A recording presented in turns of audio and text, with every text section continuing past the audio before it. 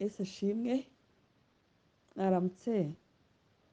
Yaduhaye ikaze umuvandimwe waje, ntabwo nari namenya amazina ye ariko Imana imumpera umugisha mwinshi. Mama Keve, Imana iguha umugisha wo gutumira abantu. Yesu yigeze avuga ngo uzaha igikombe ngo umwe muri aba bahanuzi, uzaha igikombe umuhanuzi ngo azahabwa umugisha w'abahanuzi, uzahabwa igikombe umwigisha azahabwa umugisha umwigisha. Sibyo? Imana iguha umugisha, guha agaciro ibyo turimo, ukaba ushobora kubwira umuntu ngo ngwino nawe twifatanye. Umugisha Uwiteka atanga ukugereho kandi uwubonesha amaso, ubone ko ari umugisha uvuye mu byo wakoze. Imana ikumpera umugisha mwinshi kandi yumve gusenga kwawe. Mwaramutse mute? Wa munsi wo kwishima ngo tujye mu nzu ya data wageze.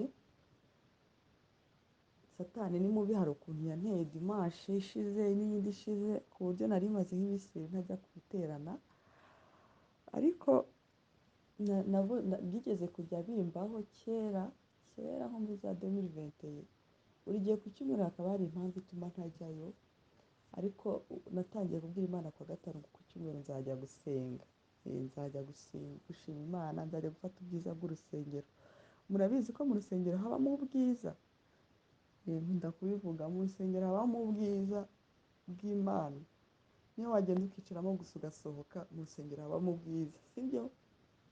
Ibi byateye ngo insengero zimwe nibyo, ariko reba nk'ahantu ngera muri Eglise Catholique nta muntu urimo, yicaramo nkumva ndaruhutse, nkumva mbese mpatuye imitwaro yanjye yose. Buriya ahantu hose Umwami Yesu yashyize ikirenge cye ntawe ushobora kugikura. Mu rusengero rero hari ubwiza, mujye gufata ubwiza n'amavuta biri mu rusengero, sibyo? Dawidi aravuga ngo narishimye cyane ngo ubwo bambwira ngo tugende mu nzu ya data, tugende mu nzu ya data, sibyo? Tugende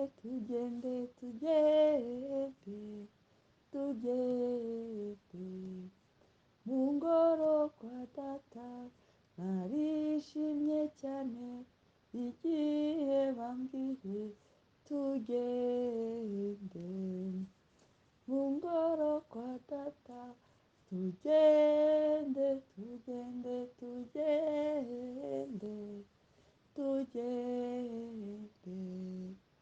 mu ngoro kwa data. Urusengero impamvu ruri mu bwiza nuko n'Imana yarushyizeho imbaraga. Muzasome igice cya kabiri cy'igitabo cyitwa Hagari, umuhanuzi Hagari. Hanze mushake mwa bantu, mushakira mu mashakiro.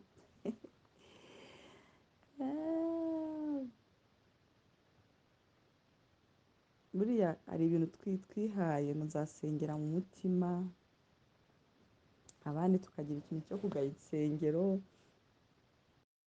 ngo ni uko insengero zajemo ibibi byinshi. Ariko se ikintu niba ari kibi ugikoraho iki? Kukigaya gusa?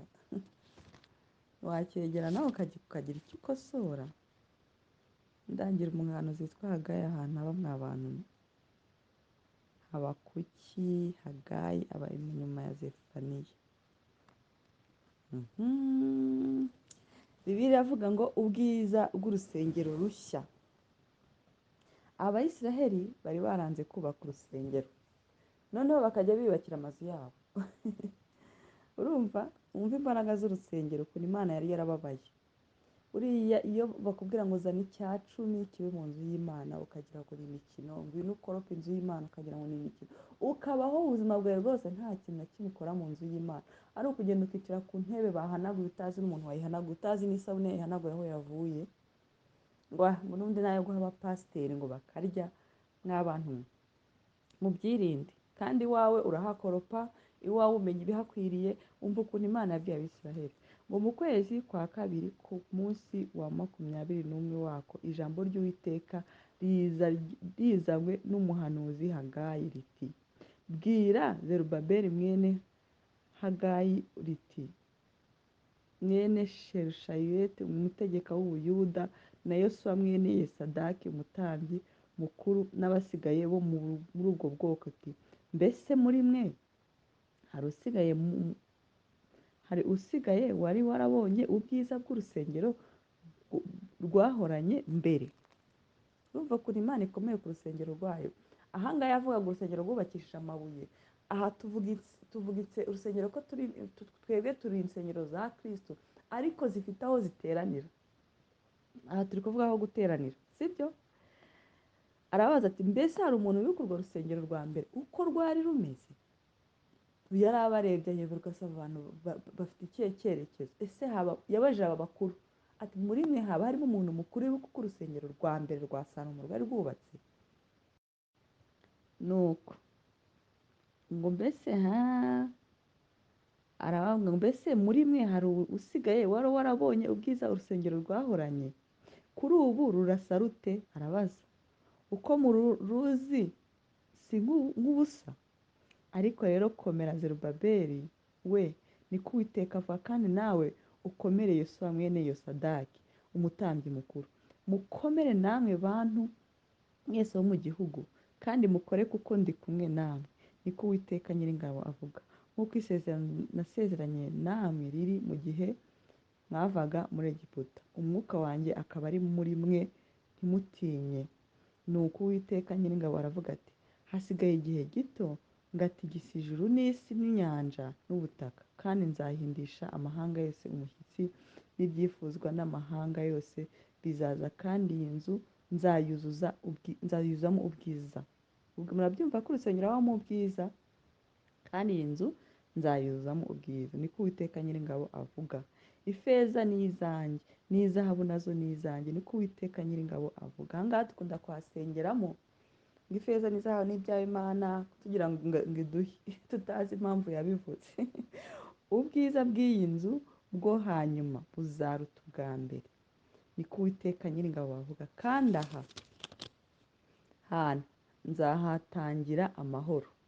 Nabyumvise ibyo mu rusengero ni ahantu Imana itangira iki? Amahoro, niko Uwiteka Nyiringabo avuga. Ku munsi wa 24 w'uku kwezi kwa 9 umwaka wa 2 wo ku ngoma ya Dariyo, ijambo ry'Uwiteka rizanywe n'umuhanuzi Hagayi riti Uwiteka Nyiringabo aravuga ati baza abatambyi by'amategeko uti umuntu yajyana inyama yera ku kinyita cy'umwambaro we, agakoza icyo kinyita ku mutsima cyangwa ku byo kurya byatetswe cyangwa kuri vino cyangwa mu mavuta ya elayo cyangwa mu byo kurya bindi abo byaba ibyera? Abatambyi baramusubiza bati oya. Maze Hagayi arababaza ati umuntu wandujwe n'uko akoze ku ntumbi yakora iki?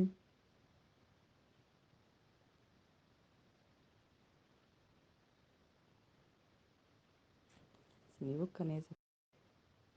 Dusubire imbere ho gatoya ku gice cya mbere kuri 4. Igice cya mbere kuri 4 niho yabajije abantu ngo maze ijambo ry'Uwiteka rizanywe n'umuhanuzi Hagayi. Nushaka kumva ubwiza bw'urusengero n'ibyiza uzasome Hagayi, ni igice cya mbere n'icya kabiri, ntabwo bifite ibice byinshi. Maze ijambo ry'Uwiteka rizanywe n'umuhanuzi Hagayi riti mbese birakwiye ko mwibera mu mazu yanyu y'ibitabashwa? Niko Uwiteka Nyiringabo abaza. narwo uru rusengero rukaba umusaka.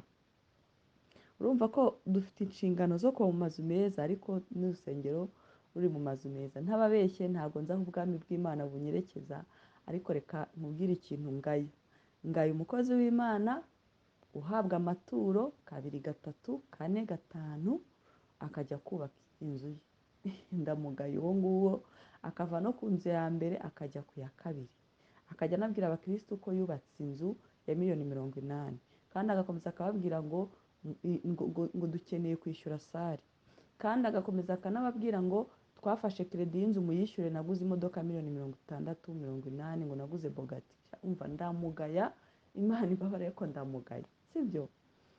Imana yaraguhamagaye iguha vision yo gufasha abantu ngo baruhuke mu mitima. Mwamwumvishe ko Imana yavuze ngo iyi nzu nzayitangiramo amahoro. Inzu y'Imana aho iva ikagera, iyo ari iy'umuntu w'Imana yashyizeho akaboko, yitangiramo amahoro. nubona uri mu nzu y'Imana ahantu ukabona wabuze amahoro, uzamenye ibintu bibiri: swati hari icyo ugomba gukora, wenda waharahamagara ariko hari ikintu ugomba gukora, ugomba kuba inkingi y'urusengero nyayo, cyangwa se uri ahantu hatariho uri ahantu hatariho, utanga icyacumi, utanga amaturo, ariko wabuze amahoro. N'ibyo usengera ntibikemuka, ntabwo amahoro aza mu byawe, ahubwo ujya mu nyatsi umunsi ku wundi. Uzasenga Imana ibaze uti mbese aha hantu ndi nkwiye kuhaguma? Imana yavuze ngo iyi nzu yanjye nzayitangiramo amahoro. Rero aha hantu hafite umumaro, kuko udafite amahoro nta kindi kintu wakora. none hanatuma umuhanuzi hagati ati genda ubambariza ati mbese ko baryamye mu mazu meza, inzu yanjye ikaba yarabaye umusaka, bibwira iki? Sibyo? hanyuma aravuga ngo mbese birakwiye ko mwibera mu mazu yanyu y'ibitabashwa, narwo urusengero rukaba umusaka? None rero Uwiteka Nyiringabo aravuze ati nimwibuke ibyo mukora, mwabibye byinshi. Mwumve hano iki cyanditswe muzagitega amatwi mwabibye byinshi ariko musarura bike, murarya ariko ntimuhaga, muranywa ariko ntimushira inyota, murambara ariko ntimushira imbeho, kandi n'ukorera ibihembo abibika mu ruhago rutobotse. Kuko nyine ahangaha iyo ukoze ibyawe byose wiyitaho utamenya urusengero rw'Imana na prinsipe z'ubwami bw'Imana, sha umva byose biratoboka. Uwiteka Nyiringabo aravuga ati nimwibuke ibyo mukora, nimuzamuke mujye ku misozi, muzane ibiti maze mwubake urusengero. Mugende muzane ibiti, muzane mwubake aho Uwiteka abarizwa. Nzanezezwa narwo kandi nzahimbazwa, niko Uwiteka avuga. Mwiringira kubona byinshi arakomeje. Ariko iyo muzajya mubona ijambo ngo niko Uwiteka avuga, mujye muritinya. Ngo mwiringira kubona byinshi, ariko dore byabaye bike. Ni nko kubagaya. Mubizanye imuhira ngo mubizanye imuhira ngo mbitumuze umwuka wanjye. Ngo ibyo byatewe n'iki? Ni uko Uwiteka Nyiringabo abaza ati ibyo mwakuruhiye byose nabitumuje umwuka wanjye. Niko Uwiteka Nyiringabo abaza. Byatewe n'inzu yanjye isigaye ari umusaka, kandi umuntu wese wo muri mwe yihutira kwiyubakira iye nzu. Nicyo gituma ijuru ku bwanyu ry'Imana, reka turekere ahangaha ko ntabwo aribyo tugambiriye ahangaha. Ariko nababwiye ngo inzu y'Imana niyo kwezwa, niyo kubahwa. Ahantu usengera, niba umwuka wera arakubwira ati genda ujye kuhasengera, menya ko aho hantu bagukeneye. Bagukeneye mu buryo bw'amarangamutima, bagukeneye mu buryo bw'ibifatika, bagukeneye mu buryo bw'amaboko. Ntawe uriwe ku buryo utafata umukoropesho ngo nawe ukorope. Ntawe uriwe ku buryo nawe utafata amafaranga yawe ngo uyashyire mu giseke yambike pasiteri urukweto. Urababaye. Yambike pasiteri urukweto, agure omo, agure umuriro, niba munakodesha akodesha. Bagukeneye mu ba intercessor, mu binginzi bingingirira iryo torero. Baragukeneye. Bagukeneye mu ba protocole. Ntukabe, Bibiliya iravuga ngo nta kuba intumbi. Ntukabe intumbi, cyangwa ngo ugende imbokoboko mu nzu y'Imana. Ibyo byose turabyanze mu izina rya Yesu. Ntabwo tuzubaka amazu meza yo kubamo ngo ariko inzu y'Imana ibe mbi. Umwami Yesu ngo aravuga ngo mbese uwo muntu uko yiyubakiye ngo ko yirunzeho ubutunzi, ngo umuntu ngo wari umupfapfa, niko birimwita, ngo imwita umugabo w'umupfapfa. Ngo yari afite ubutunzi bwinshi, ngo arangije ngo abona ubutunzi koko buragwiriye. Abapfapfa ntabwo ubutunzi bugerera kujyayo, bujyayo. Ngo abona uko ubutunzi buragwiriye, ngo arangije aravuga ngo ubuse ndabigenzane, ngo reka nagure inyugamo, ngo nongere ibigega. Umaze mu ijoro aryamye ngo arota inzozi, ngo yumva umuntu amubwira ngo hanyuma se ko ejo uzapfa, ngo ibyo waruhiye bizarya nde? Mwumvishe ukuntu Umwami Imana yishima ku Bisiraheli, ati nohereje umwuka wanjye byose urabitumura. Ati mwakoreye mu bitobotse. Abantu bakora ibintu badashyiramo umurimo w'Imana bakorera mu bitobotse. Ndabaramukije, igitondo cyiza. Ntabwo ari ibyo twaje kuvuga. Umwami Yesu yaturinze, ndabyizeye kandi turamushimira. Itegeko rya 29 tugiye kuyarangiza, riri mu gice cya 7, aho Umwami Yesu yavuze ikintu kuko yari azi ko abantu bazakibaza. Yesu hari abantu baje baramubwira ngo hari abantu bari kwirukana dayimoni mu izina ryawe. Hari abantu ariko Yesu arababwira ngo karindwi kuri kangahera, karindwi kuva kuri 15, ngo mwirinde abahanuzi b'ibinyoma bazaho muri basa n'intama, ngo ariko imbere ari amasega. Ahangaha reka mvuga abahanuzi, mvuge n'abandi bantu bose. Twirinde abantu bose umwuka tutatwemerera ko ari beza, kuko Pawulo yigeze avuga mu Bakorinto ngo tukagendana n'abatizera. Buriya umuntu utizera yaguhindura, yakugirira nabi mu ibanga, ashobora no kwabyuzinga ko ukijijwe akakugirira nabi. Njye nagiye mpura nabyo kenshi cyane, ariko nahoze wenda wasanga ari njye mubi. Ukabana n'umuntu ukamwitaho ukamugirira neza, wazajya kubona ukabona guteye icumu mu mugongo arakwahuranyije pe, kandi ugasanga ni umuntu uhagaze mu itorero yemwe abantu bose baramwubaha. Uwiteka ajya atugirira neza. Ngo mwirinde abahanuzi b'ibinyoma bazaho muri basa n'intama, ngo ariko imbere ari amasiga aryana. Yesu aravuga ikintu mugomba kwitaho, ngo muzabamenyera ku mbuto zabo. Umuntu uzamumenyera ku mbuto ze. Uzamenya ko umuntu akijijwe ubona imbuto yera. Ntago bigoye, twirirwana nabo. Ndabyibuka ko hari umupasiteri wajyaga abwiriza kuri za zumu, yagera saa 9 z'ijoro akampamagara, agatangira kumbwira ibintu bicuramye, ampulisi akabimbwira mu mazina yabyo. Ndamubaza ariko turakijijwe pastor? Ibyo ntabwo ari ibintu by'abana b'Imana. Ndibaza none se niba umbwira ibyo uri pasiteri uvuye kubwiriza, wiriwe mu rusengero, uraye ku mazumu ugejeje saa 9 z'ijoro uri kubwiriza, ariko mu gitondo ubwiye umuntu ngo kandi ibintu byanduye bicuramye. Hari n'umuntu ushobora no kukwaprocinga mu buryo bw'uburere, ukabona akazakuryarya, akaba kuryarya kugira kugereho, ariko kandi mukabona yakubashye. Nibuka ijambo Kristo yatubwiye ati ntibizabasobe imbuto bera, nicyo kizakwereka umuntu uwo ari we. Yesu yigeze avuga akajambo nakunze kamwe, ariko ubwira bimwe ngo twahagaze mu maguriro ngo turababwira ntiwumva, ngo duhagarara he? Hano yavugaga ngo ariko ab'iki gihe ndabagereranya n'iki? Ngo bameze nk'abana bato bicaye mu maguriro, ngo bahamagara bagenzi babo bati twavugirije imyirongi ntimwabyina, twaboroze ntimwarira, kuko Yohane yaje arya atanywa, bagira bati afite dayimoni. Umwana w'umuntu aje arya anywa, bagira bati dore iki kirura cy'umunywi w'inzoga, inshuti y'abakoresha b'ikore n'abanyabyaha. Ariko hasi avuga ijambo ry'ubwenge cyane, aravuga ngo ariko ubwenge bwerekanwa n'imirimo yabwo. Ubwenge bwerekanwa n'imirimo yabwo. Umuntu outcome imuvamo, umuntu umusaruro umuvamo, ibyo akora, uzajya umenya ngo uyu muntu ibi bimuturutsemo bingana nawe. Ngo turi ibyo turya. Akaba nigeze mwumva mama Keva ari kutwigisha ijambo. Mama Keva sinzi niba uryibuka ijambo watwigishije ry'umuhanuzi wabuze ubwenge. Uravuga ngo turi ibyo turya. Hashize imyaka nk'ibiri ariko iryo jambo ndaryibuka. Ngo turi ibyo turya. Uvuga ngo abo turi bo, sibyo? Abo turi bo. Ngo Yesu aravuga ngo ariko abo muzamenyera n'imbuto zabo. Abandi nabo ubwenge bwerekana imirimo yabo. Ufite ubwenge agaragaza imirimo ye, agaragaza ibimurimo, outcome.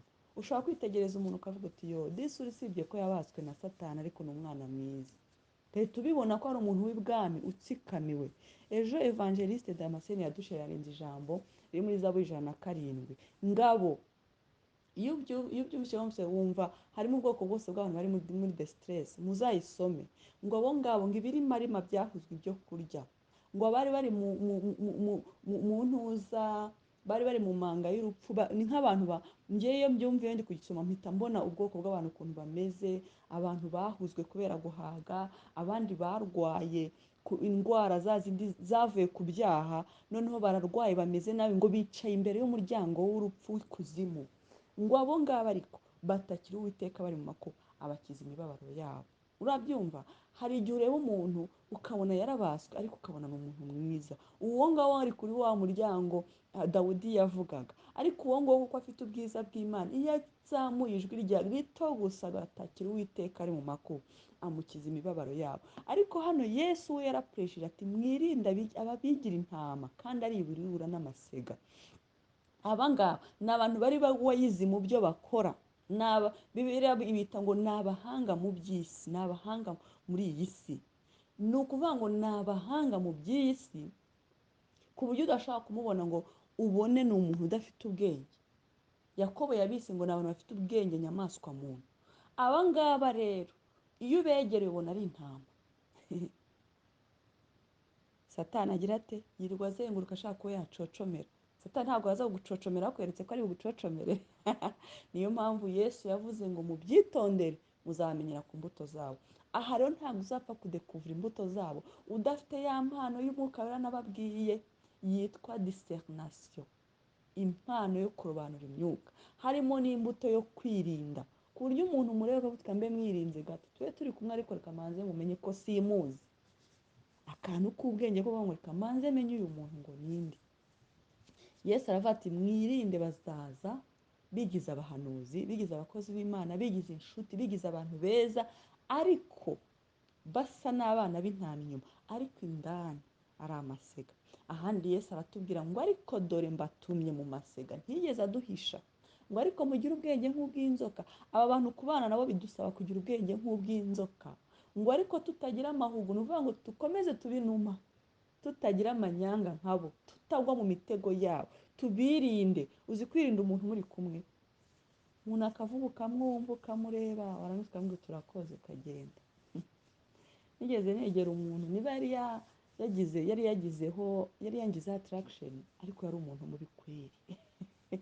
Arangije ambwira ibintu ngo ngewe ngo mfite imbaraga, ambwira imbaraga afite ngo z'ukuntu ngo ashobora ngo gufata umuntu ngo akamuvana ngo muri Kigali ngo akaza yikorera ibyo atunze byose, ngo azashira nk'andi mezi 6 ngo yagaruka ngo mfasha ngo akongera ngo sinzi ukuntu yabivuze. Ndamwitegereza ndaseka ndavuga shari ryo ndumva ari danje. Naje namubwira ariko twebwe dusenga Yesu Kristo. Uwo muntu yambaye inkweto mbona atangiye kumpunga, mbona ahagaze nk'irya ku ntebe, arambwira ngo aragiye ngo afite gahunda. Yesu rero aravuga ngo muzabamenyera. Urugero ngiye kuba hari utipike muzare abantu babahemukiye babi muzi mu buzima bwanyu babi. Hari abantu babi, hari abafarawo muri iyi si babayeho kugira ngo batoteze ubwoko bw'Imana. Muzabarebe mubahagarike muri sosiyete, muzarebe ko mupfa kubamenya. Ntabwo mupfa kubamenya, muzare n'ukuntu baba approachinze. Hari umuntu nigeze numva, namwumvanye umuntu wanyigishaga imodoka, arambwira ati Ange kana hatari umuntu wamemukiye, n'iryo jambo yatangiye avuga, ambwira izina ry'uwo muntu. Ndamubwira ntabwo muzi. Ati uyu muntu ni mubi, ahantu hose ageze abyangiza. Haza umuntu ku kazi nakoraga arambaza Ange uziranye na kanaka, nawe ambwira izina rya wa wundi. Ati umuntu ni mubi, ahantu hose ageze yangiza abantu. Numva n'abandi badamu babiri inshuti arambaza Ange uziranye na kanaka, babaye 3. Nza kumva umwe muri mu kazi wanjye nambwira ati kanaka muraziranye. Ati ni mubi.